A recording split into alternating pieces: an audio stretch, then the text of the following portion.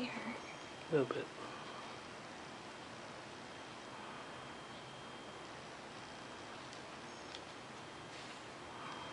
Got a pretty sharp little beak.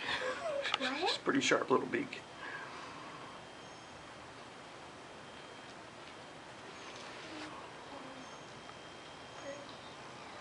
Do you think he'll come back? This is what he eats. Those seeds.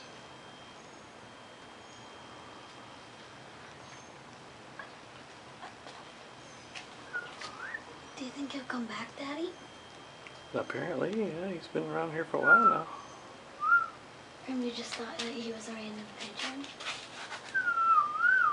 Well, most animals we see, you know, I recognize them as being the animals that live right around our house. So, this is his house, and for some reason he likes us. Maybe he talked to the butterflies that we raised and stuff. And the lizards we've saved, and the spiders we've saved, you know.